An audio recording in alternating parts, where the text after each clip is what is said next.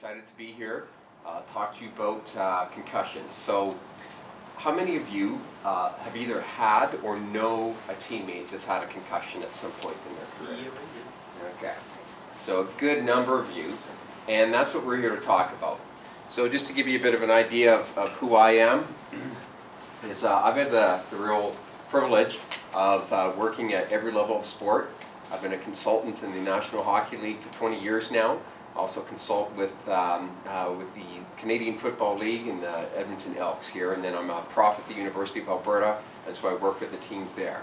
And so in the last number of years, we've really learned a lot about your brains and recovery and all those type of things. And so concussions is something we never used to talk about, and now we are, and there's a lot of information out there. Some of it is really good, and some of it is not very good. And so we're here to talk to you about that. Maybe some of you have had a concussion, and you've been a little worried about it. You read the headlines, you read about CTE or chronic traumatic encephalopathy, and you're worried like, what's going to happen to me? Well, we're here to give you a lot of helpful information. So I'm going to turn it over to Jason. He's going to introduce himself. Hey guys, how are you? Good. Good. How's the games been going? Good. Lots of big hits, lots of snipes? Yeah. Good. So my name is Jason Campo. I've been where you guys are. I played hockey for a living and started my career drafted as a 15-year-old to the Quebec League and ended up going over to the OHL and played for 4 years in the OHL. So it's not the Western League, but it's the OHL. And the OHL is a bit better league than the Western League. I'm just kidding. The Dub always had the big tough farm guys. So anyways, and then I moved on to the business world where I owned part owner of a sports agency where we represented NHL players. We had about 300 guys in the show. And then I also owned and operated an IT company that we ended up selling 5 years ago. I moved on from that, and to get the competitive juices going again, I got into the sport of dog mushing. A unique sport. I was racing the 1,000-mile races up in Alaska. Yeah, I did a rod in the Yukon Quest. Has anyone ever heard of them? I'm from the Yukon. Are you? Yeah. So you know the Yukon Quest? Yeah. So the Yukon Quest leading into that was one of the major injuries. So Marty's topic here of concussion, unfortunately, that's what ended my playing days. I had 5 in a 12-month span, and then a few years ago I had another major one doing the dog mushing. So we'll talk about it, but pumped to be here. Really happy to work with you guys and understand exactly where you're at today and what you guys are going through, so it's exciting for us. Great. So here's an outline of what we're going to expect. Just talking about, well, what is a concussion, signs and symptoms, how to recover. We're going to give you the best, what we call evidence-based practice. So there's been a lot of science that has gone into learning about how to recover from concussion, and then talk about some of the things that are going on. So here's just a little bit of my disclosures on who I am, and here's a little bit about Jason, and again some of his accomplishments, and here's a few pictures that let you know some of the things that we've been able to do and some of the highlights. I feel very blessed to be able to do what I did.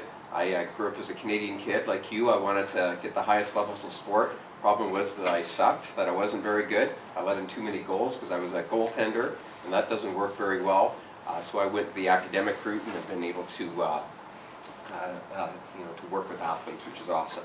So 2010, Canada is playing U.S. in the Olympic gold medal game. Sidney Crosby at the time was an up-and-comer, future superstar for Canada. A year later, he's playing in the Winter Classic, and this is what happens. Maybe you've seen this before. But again, one of Canada's superstars, and he takes a hit in this game, and at the time, there's questions about whether he was going to play again. And so they're going to show you just a few replays of the hit itself and what happened to him, and he was out for almost 11 months after this hit. So here he is. Boom. And they'll show it to you from a different angle. David Steckel's the player that hit him. I think Steckel knew what he was doing, because when you bump into somebody, there's an automatic reflex. See right there?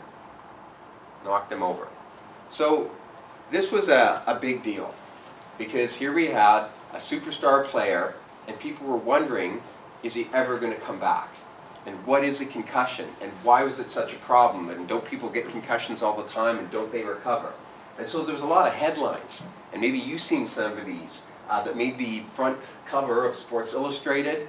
It's the only injury that I know of where they made a movie about it. The movie was called Concussion. I don't think it was a very good movie, but made the headlines. And so then there's been lawsuits. The 5th largest lawsuit in history was related to, in the NFL, was related to concussions. So it kind of tells us that there's a lot going on. Now, as I said earlier, there sure is a lot of information. And if you put into Google, like a lot of us do, you're going to get over 20 million hits.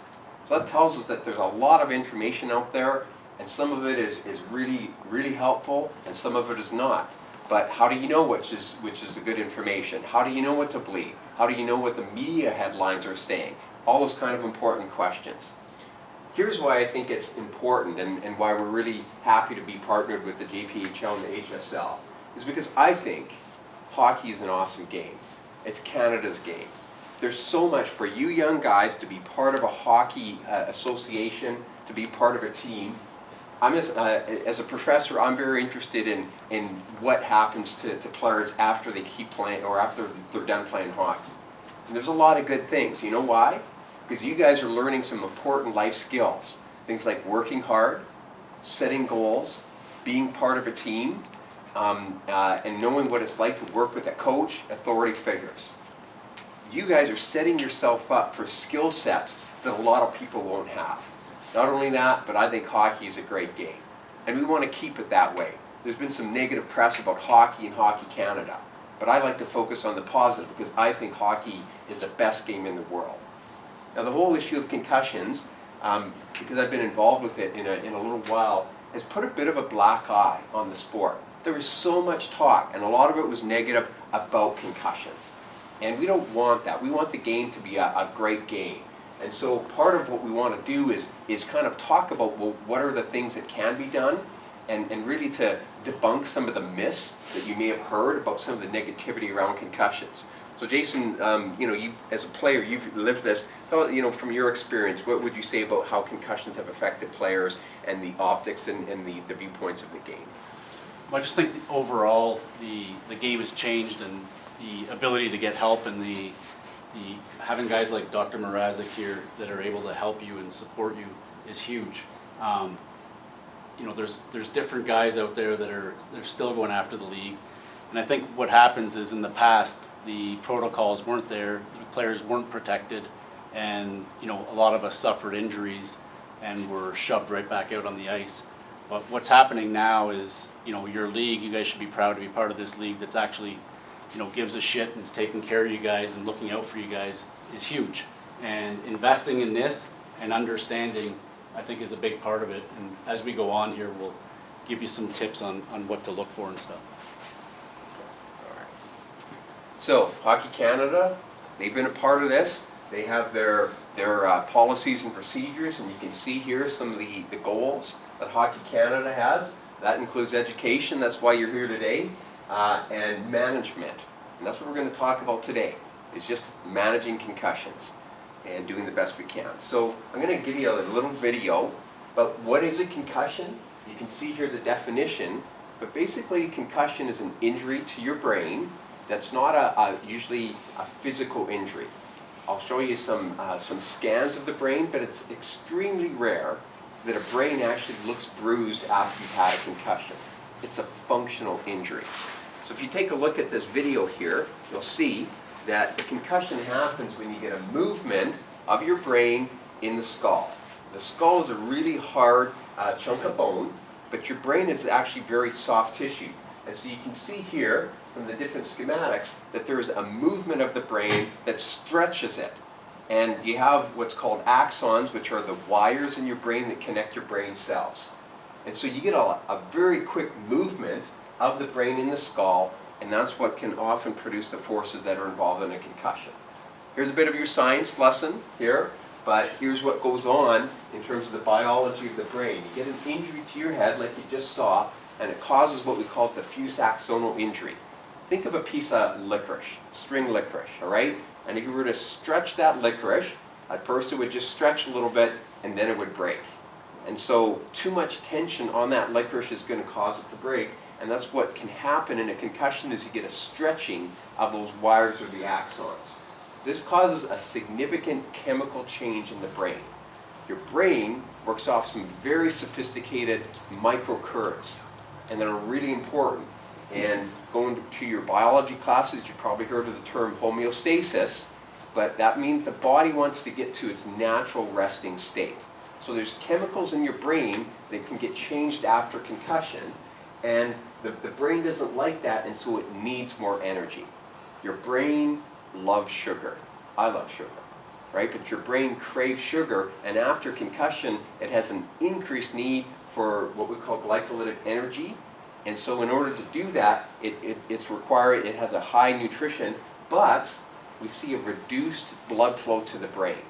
There's just a change. This is a protective mechanism. And so, as you know, if you've ever played hockey and you're hungry, right? Often doesn't go well because you don't have enough energy, and your brain is in the same state after you've had a concussion. So here's that imaging study that I was telling you. If you've ever had a concussion, like some of you have, and we took an image of your brain, we probably wouldn't see anything different.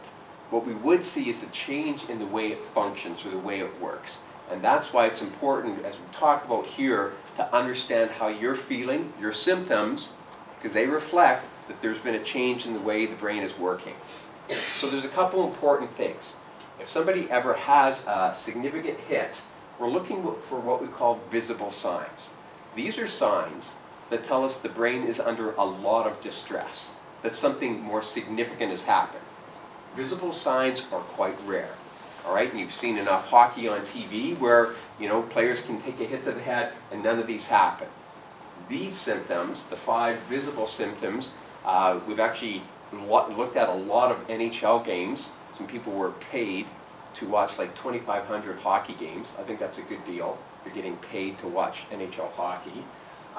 But when they reviewed all those hits, what they saw is that there was 5 symptoms that are suggestive of more significant injury. One of them is if you ever lie motionless on the ice. If you ever see that where somebody's not moving, that's an indication that there's been a more serious injury to the brain. You've probably seen the old Bambi legs, right? Where somebody gets hit and they're stumbling and they're not coordinated and they have a hard time even skating, right? Another one is disorientation. In that video, the player, after hit to the head, goes to the wrong bench. You can tell he's just not tracking information like he normally did. Maybe you saw the hit on John Tavares in the playoffs a couple years ago, but he had this real vacant look. Not the normal vacant look that we have sometimes when people are talking to us, but a vacant look that doesn't go away, or any seizures. I think in the NHL the last 5 years we've had 2 seizures on the ice, so it's pretty rare. So these are things that you want to look for as visible signs. And if anybody has these visible signs, it requires a visit to the doctor, because that tells us that there's something more significant with the brain. However, there's other signs, there's other symptoms that we want to look for that are more common. Those of you that have had a concussion before or seen a concussion, what would you say are the common symptoms or symptoms that you've seen other players experience? Headache. Okay, headache, one of the most common ones. Most people will get a headache of some type. Other ones? More emotional. Yeah, your moods change. Yeah, you're irritable, you're angry, all those kind of things, for sure. Other symptoms? Dizziness. Yeah, dizziness, your balance is off, just your head feels like a little foggy. You're affected by the lights. Yeah, okay, light sensitivity and noise sensitivity. Normally, you don't mind having your iPods in and blowing that music into your ears, but afterwards you can be really sensitive to that. Any other common symptoms that you've noticed? Memory. Okay, cognitive functioning, forgetful, repeating yourself. You can't concentrate. That's a big one. Any other ones that you've noticed or experienced? Temperature. Okay, and what do you mean by that? Like it's too hot. You're oversensitive to things going on. So here's all the different types of symptoms that we tend to see after a concussion. The important thing is that some people will experience 1 or 2 of these, and some people will experience a lot of them. The main thing is recognizing what those symptoms look like. And Jason, if you want to talk about your experience when you've had concussions, just what was the symptom experience like for you? Yeah, some of the biggest things for me was the first concussion I had. It progressively got worse for me, and then the latest one I just had was it took me almost a year to get out of bed. Really, it was that bad. The original concussion I got playing hockey was in London, England. I was playing for the London Knights. A guy by the name of Nicky Chin decided that he didn't like that 6'1" guy knocked him over as he was 6'4". They're a tough guy. Took his stick, baseball swing to the back of the head. My lips were glued to the ice for a while, and I was out cold. And that kind of started the cycle for me. And I ended up having 5, and it's not a good thing. And what the problem was for me back then was the coaches, the players. You know, it's not a broken bone. You can't see it. No one knows what it is. You know, you're supposed to be tough, get back out there and play. And I did that, and it caught up to me pretty quick. And you know, even today, I have signs and symptoms that I feel I have to be on the lookout for. And I think the biggest thing is understanding your body, but more importantly, understanding your brain and your mind and your mental state, and understanding if it's related and if it's not. And I think that's one of the key things, Marty, for me is understanding what's going on. Okay, great. So, the common symptoms that we see after concussion.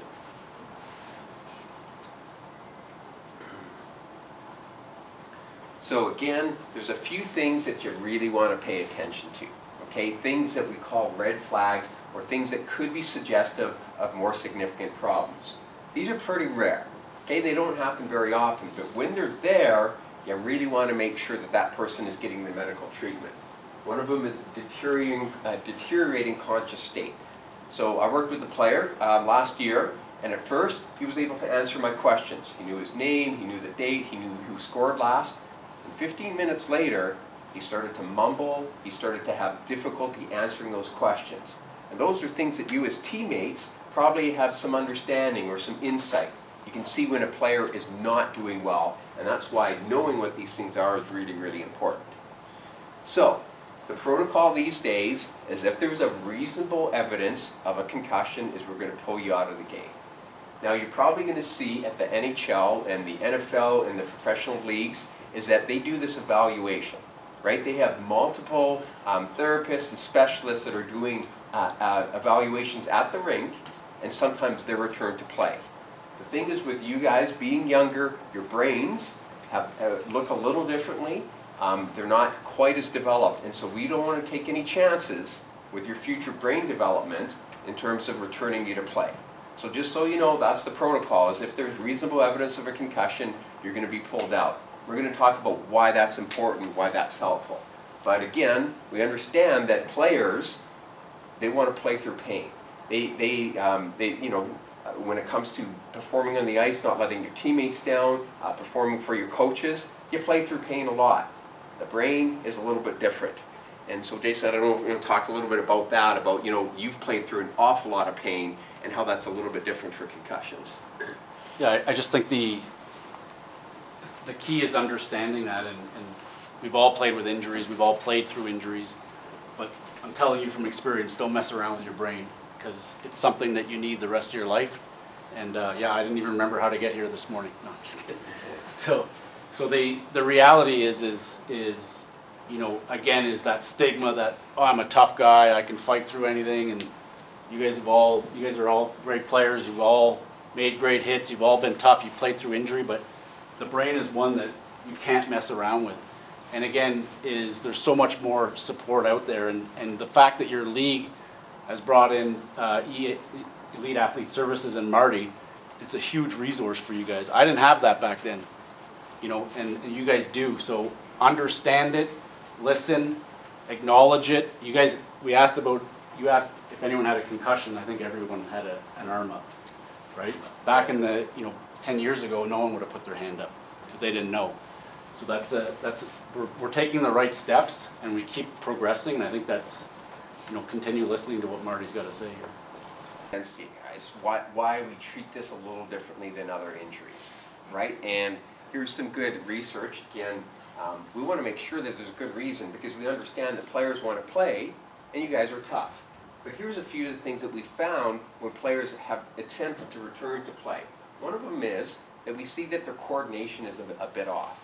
So you're not feeling right, you keep playing, but their coordination is impaired. When we have them do specific skilled activities, they struggle more than they would otherwise. Slower reaction time. You know, hockey's a game, you gotta have your reactions. Working very well for you. A change in your reaction time, you could miss a hit, you could miss a pass, all those type of things. We often see that people have worsening symptoms, so you keep playing and it's bugging you. And the biggest thing that we've seen is that when we've removed players from play at the college level, the incidence of a repeat concussion, so getting a second concussion in the season, is pretty low. But the players that continue to play for maybe a week or two after, they're much more likely to experience a second concussion. And that means more time off the ice than on the ice. And of course, that's not what you want. So that's why we have these why we're trying to talk with players about the importance of recognizing symptoms early on. That's really important. Okay, so what is this going to look like for you? What is that initial evaluation? Maybe you've hit your head, maybe you've collided with another player. It doesn't always mean that you've had a concussion, and that's why we have a medical designate that's going to give a quick evaluation for you. That's two parts to it.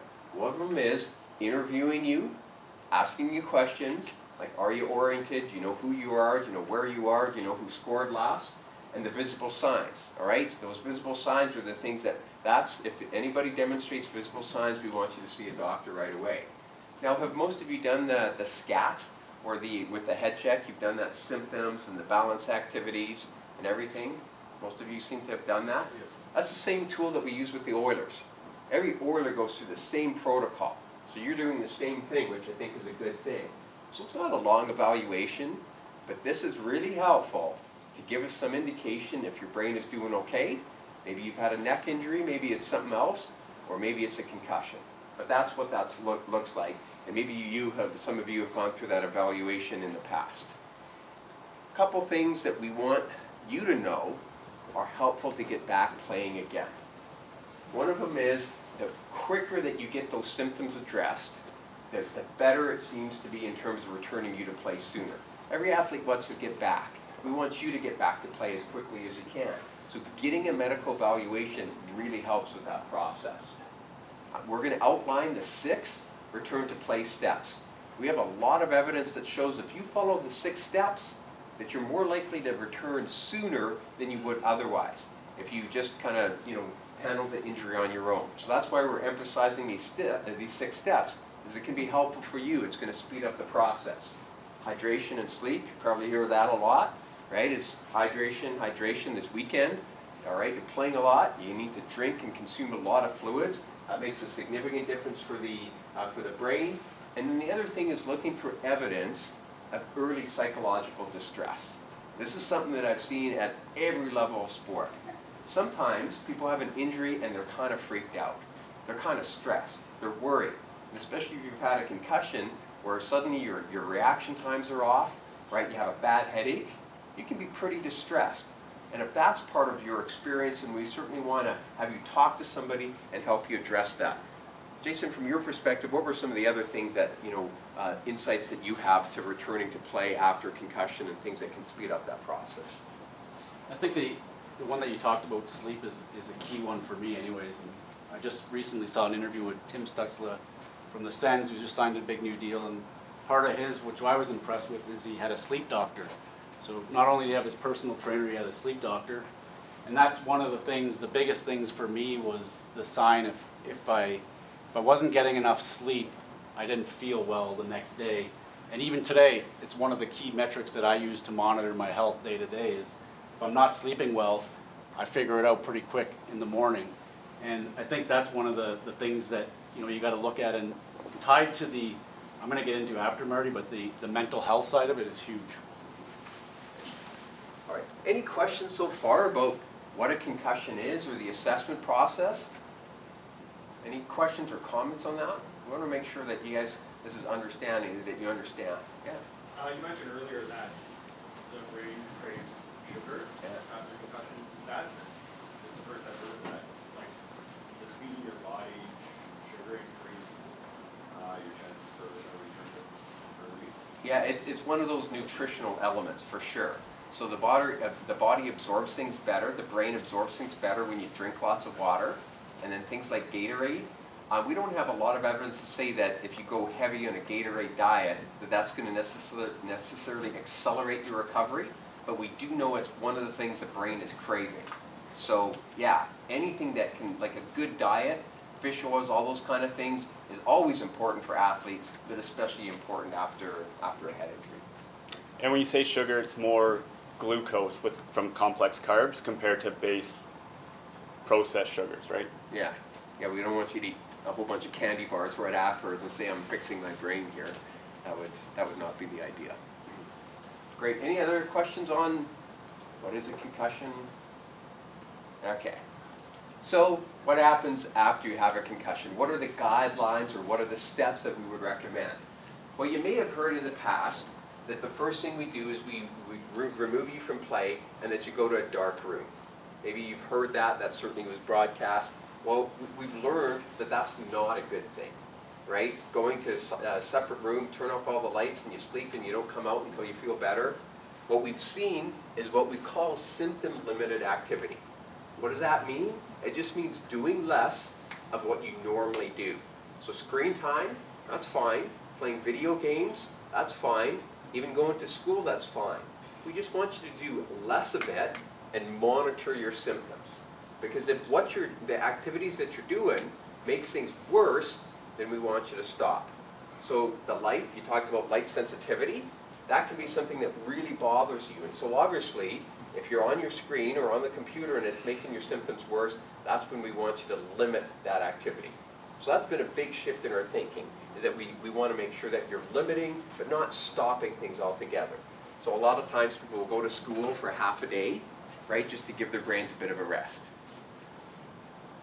The second step is now, after your symptoms seem to be a little bit better, then we want you to actually return to light aerobic activity.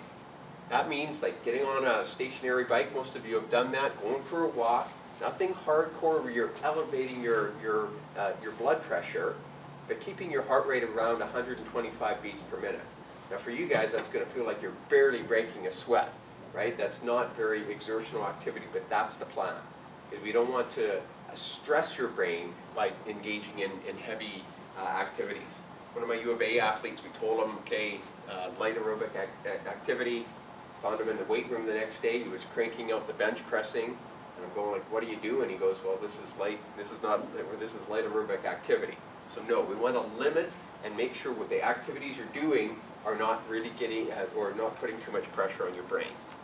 The third step, which is usually a day or two later, is where you get back to your sport-specific activity. So this is where you can get back on the ice. You can do your dry land training skills, things that if you normally do. But again, watching your heart rate and making sure that you're managing your symptoms. That's the key. Don't do anything that really spikes your symptoms, because that tells you the brain is not quite ready for that.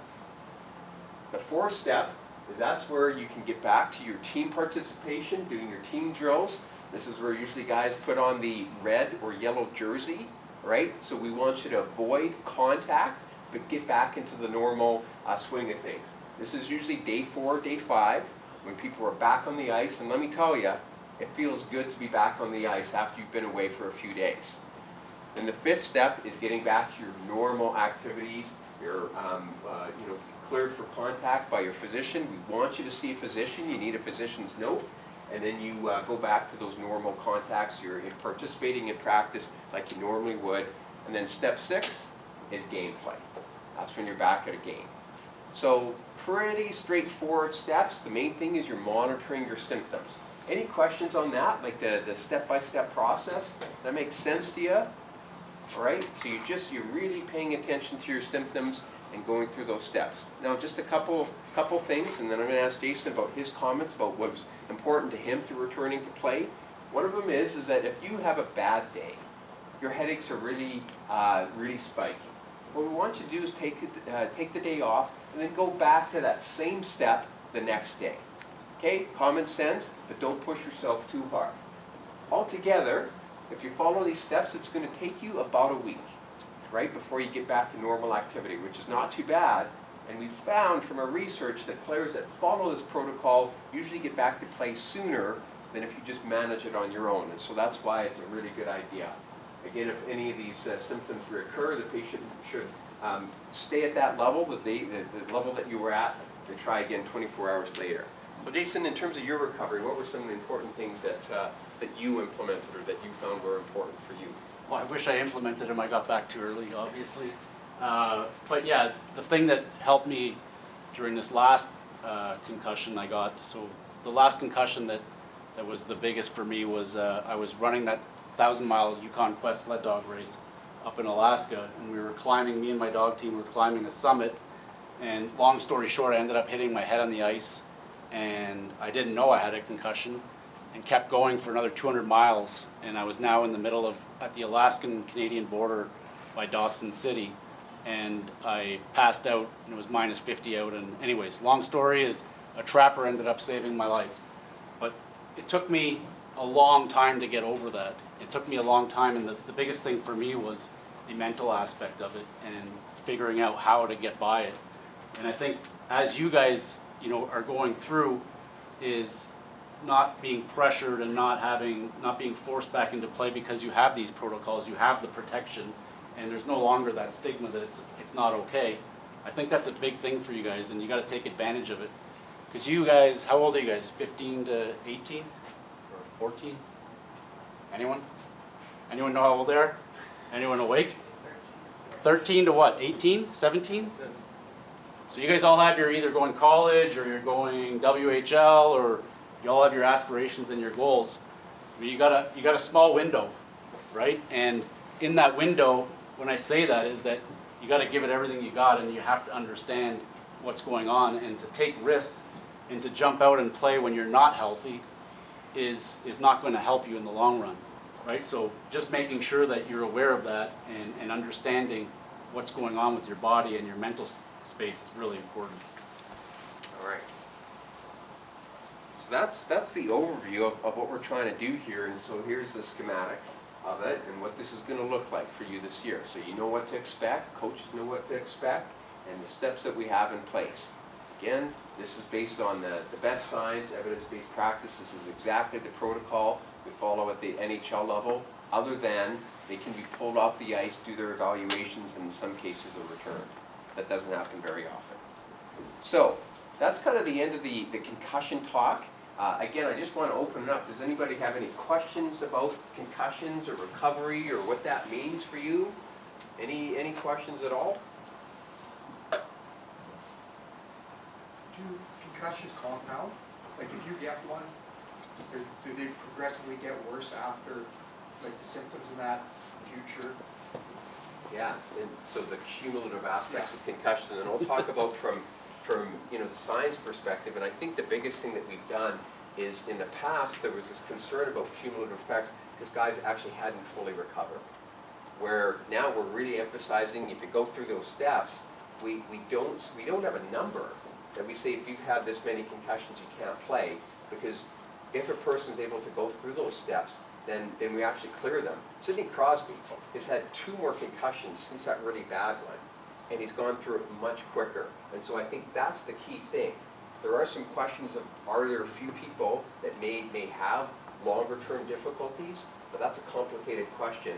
I think a lot of it had to do with we weren't following these protocols. We didn't have these in place. And that's why this is really helpful. Yeah, I mean, for me, obviously, I didn't have this in place back then, and it wasn't available to me. So, I basically got right back out there and played. So it did affect me, and I didn't have the proper recovery time. So every time you got hit, you were at risk. So to the point now, my wife and daughters want me to wear a helmet everywhere I go. So no, I felt like because I didn't have the proper care, it affected me where I had cumulative in a short span, right? So the last point here is this. We're talking about concussions and taking care of your brain. And that's great. Okay, we've learned a lot about how to do that. But the other thing that I think has been very helpful is not just talking about the bad stuff, not just talking about protecting your brain, but how to use your brain in the best way possible. So you feel like a high-performance sports car, all right? A Shelby Cobra GT, one of my favorite sports cars. If I was driving that vehicle, I wouldn't be doing, 50, 60 kilometers an hour. You want to take it to as far as it can go. And that's how your brain is. There's a lot of cool research that we're learning about, like mindfulness and gratitude practices that actually help your brain focus and help it perform a little bit better. Most of you are working on your skating or your stick work. If you can increase your skating by 5%, that would probably give you an advantage. What about your brain? If you could increase your brain's functional capacity by 5%, that would be probably a really good thing. And that's some of what we want to talk to you about is that sports performance piece. And I'm going to turn it over to Jason because he's going to be talking a lot about that. Yeah, this is a part that I like. Enough concussion talk. So mental performance is basically, at your age, what you guys are doing and getting excited and understanding it is that you guys probably all worked out hard this summer. You're all giving it everything you've got. Like I said, we have that window to showcase our skills and all our abilities as players. When I had an agency, we were looking at kids when they're 12 and 13. It kept getting younger and younger.